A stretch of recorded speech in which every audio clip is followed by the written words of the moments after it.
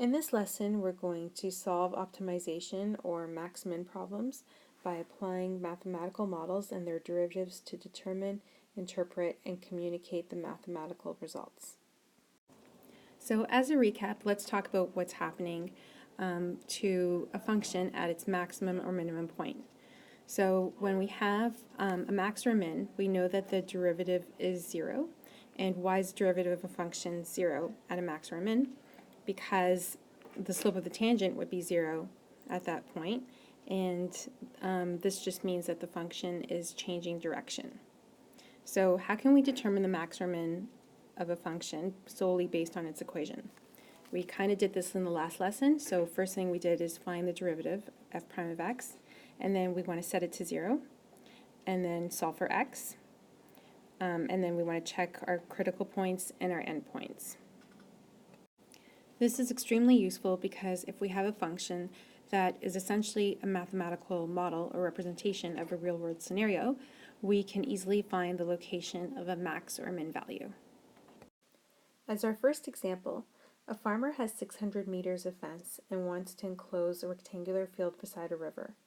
Determine the dimensions of the fenced-in fields in which the maximum area is enclosed. Fencing is not required to the riverside. First thing I want to do is draw a diagram, and we know that our perimeter is 600 meters. Now let's label our diagram. We can call this the width, and this is going to be the length. So essentially we know the perimeter is equal to 2 times the width plus length. And we know that the perimeter is 600, so we can set that equal to 600, and we just get 2w plus L. And we want to maximize the area. So the area of this would be length times width. Okay, so now we have two equations, and really two variables, well, three variables here, but two variables in essence. So let's actually solve for one of our variables. So L is an easy one to solve for. L we can say is 600 minus 2w, and if we want to solve for one of our variables, so in this case it would be w, we would substitute L into here, just like we did with systems of equations, and then we can just say A with respect to w is going to be equal to 600 minus 2w, which is essentially L, times w. And expanding this, we're just going to get 600w minus 2w squared. So now the question is asking us to maximize the area. So we want to maximize the area, which means maybe we should take the derivative and set it to 0. So we're going to take the derivative, which is 600 minus 4w. Let's set that to 0. And we're going to get, just going to skip a few steps, w is equal to 150. So we know that this is going to be the maximum area, the width at the maximum area. And once we have that, we can figure out what our maximum area is by substituting 150 to figure out what our actual area is going to be, and it's going to be 45,000. And now we can also find our length, so just substitute 150 into width and we get 300 meters. And this is going to be meters squared. Okay, so now if we think back to when we were solving our max-min problems, we were always checking our endpoints just to make sure in case they were higher or lower. So in this case, what are our endpoints? So let's think about the restrictions that we have on our width. So you know there needs to be a width, so it has to be greater than 0. But what's the maximum width that we can have? So imagine we had no length, and you basically just have your perimeter is going to be 2 boards that are going to be your width. So the maximum value that we can have in that situation would be 300. So they could be 300 each. So those are our two scenarios. So your width could be 0, so it could be all length, and then or it has to be greater than 0, so it has to be anything greater than that, or less than 300, where it's all width. So let's check those endpoints. In the case of 0, you're just going to get 0 times 300, which is going to be 0. And in the case of 300, you're going to get the same thing, 300 times 0, and that's also 0. So obviously our maximum amount is going to be 45,000, and so that's the amount that we got when we set the derivative equal to 0. And so you know that the maximum dimensions that will, or the dimensions that will maximize the area, are going to be when your length is equal to 300 meters and your width is 150 meters. And just as a side note, it really didn't matter which variable I chose to substitute, you'll still get the same result.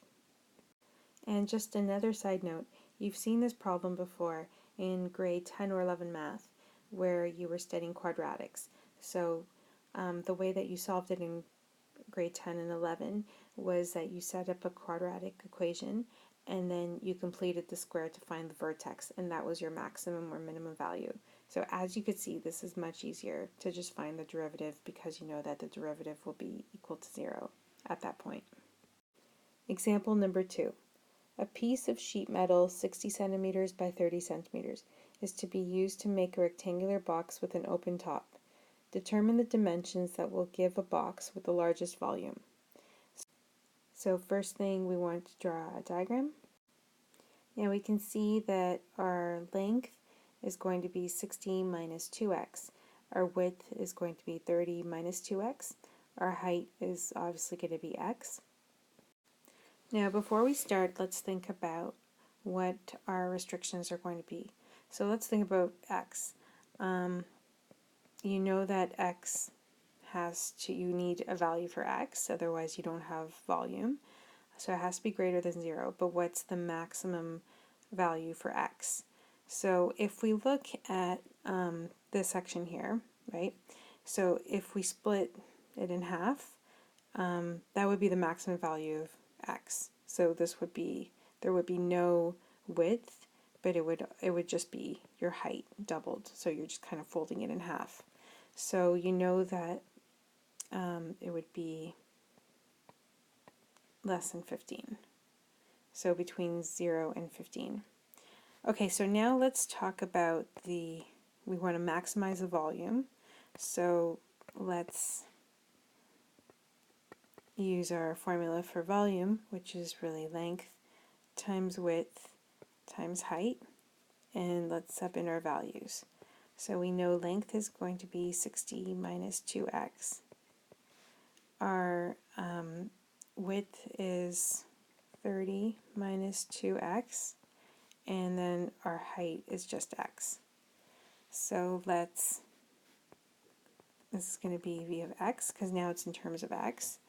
And so I'm going to expand that. Actually, I'll just do it in one step. You're just going to have to trust me that this is correct.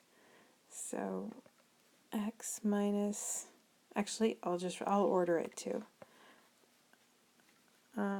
So I foiled it and I'm ordering it now. So it's going to be 4x cubed, and I've collected like terms. 180 x squared plus 1800 x.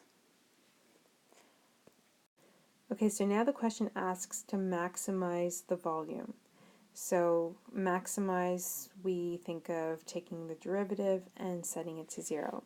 So let's do that. So let's take the derivative, and then we'll get 12x squared minus 360x plus 1,800. And let's set it to 0. I'm going to set it to 0 and also just factor it at 12, just to make it a little bit neater.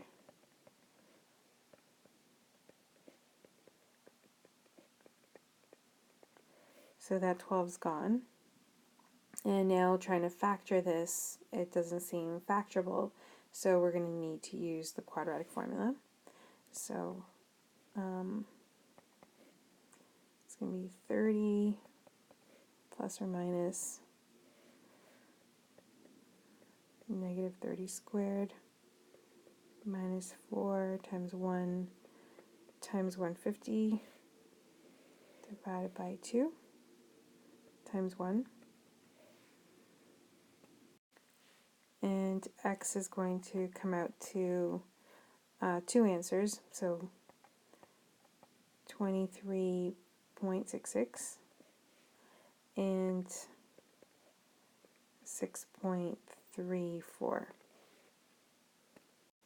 Okay, so now just looking back, we want to compare these values and just making sure that they fit into our interval, so into our range. So if you notice that 23.66 is not between 0 and 15, so we're going to reject this answer, and we're going to keep 6.34 because that fits. So now we want to test the volume, figure out the value at 6.34, which comes out to 5,196.15. So that's pretty high. That seems like it's maximized, but just to check, we're going to do v of 0, and which is 0, and v of 15, which is also 0. And so it's our x value is going to be 6.34, that's our height, and then our length, just sub it back in, so 60 minus 2x, it will give us 47.32 meters or centimeters, and our width will be 30 minus 2x, and that gives us 17.32. Okay, so now let's do a slightly more complicated example. A cylindrical storage tank with a capacity of 1,000 meter cubed is going to be constructed in a warehouse that is 12 meters by 15 meters with a height of 11 meters. The specifications call for the base to be made of sheet steel that costs $100 per meter squared, the top to be made of sheet steel that costs $50 per meter squared, and the wall to be made of sheet steel that costs $80 per meter squared.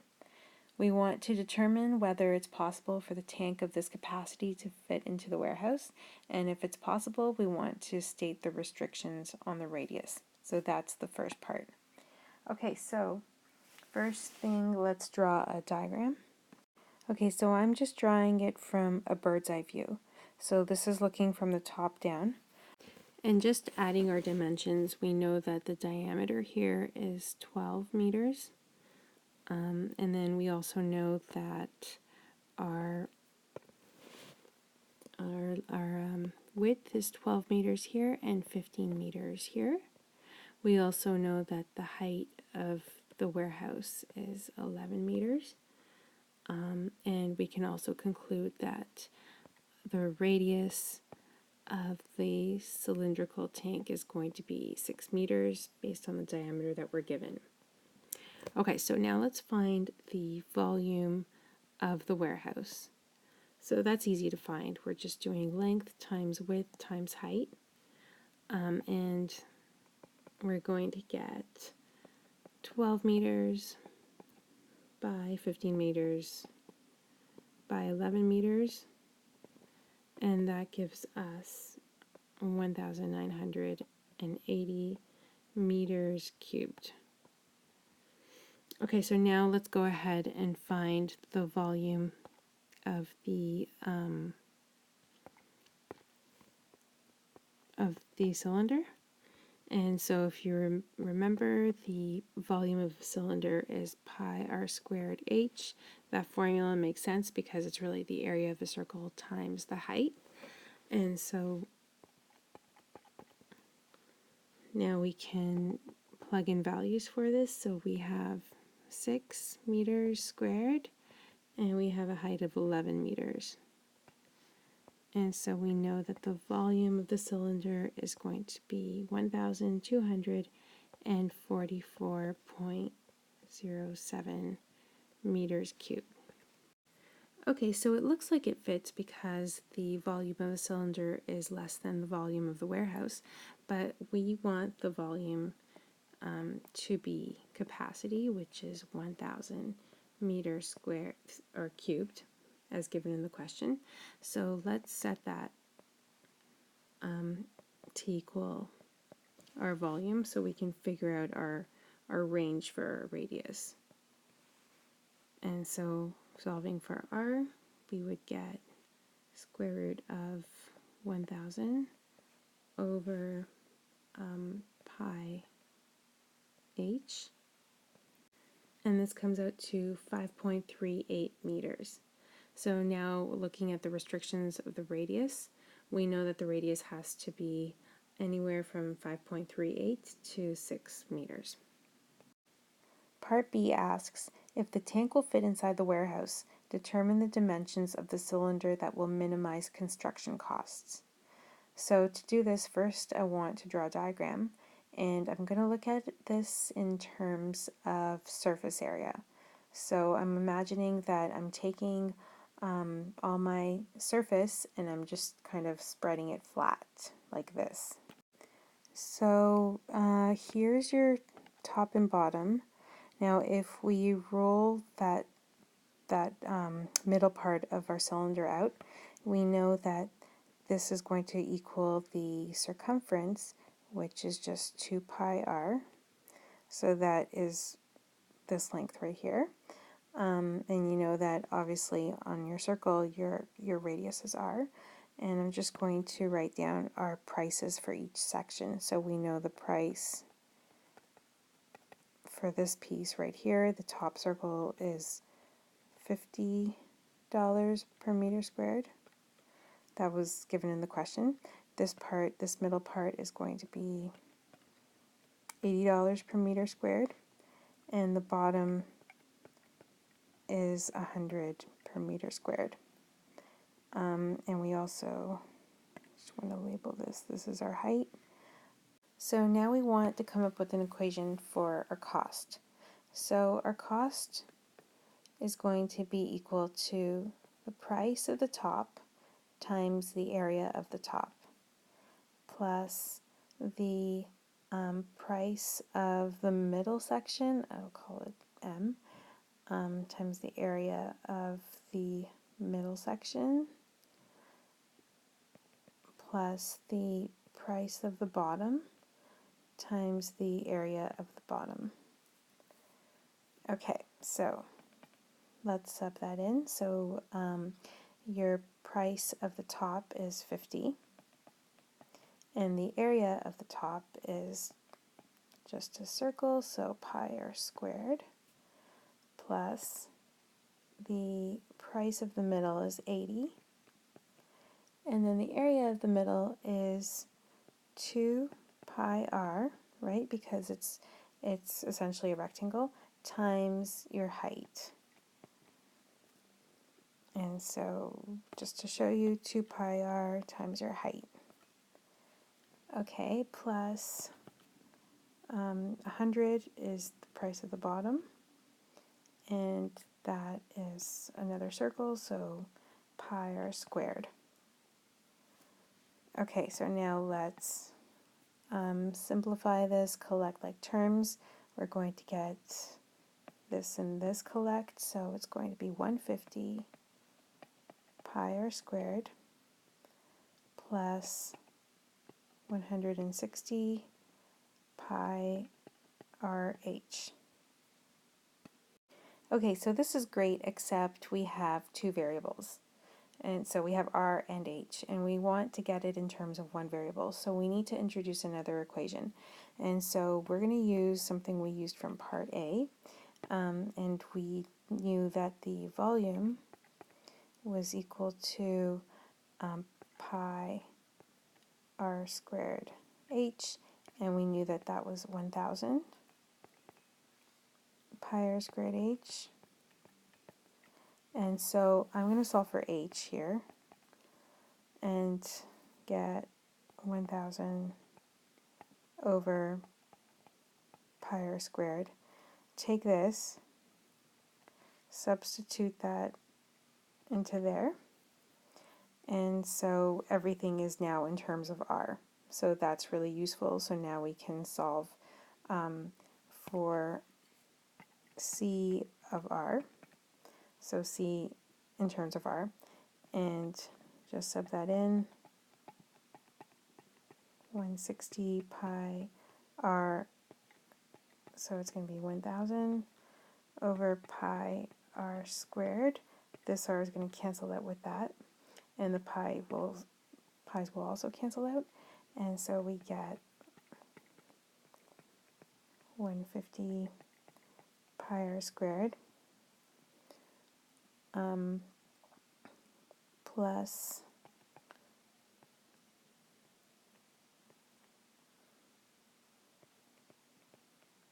divided by r. In this situation, to avoid using the quotient rule, we can just rewrite our C of r like this. Now, since we want to optimize the cost, we need to take the derivative. And remember, when you're taking the derivative of this, that pi is really just a constant. So it's just a numerical value, so we're going to treat it as that.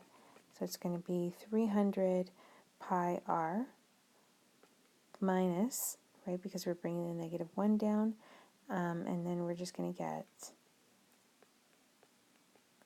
160,000 over r squared, or r to the negative 2.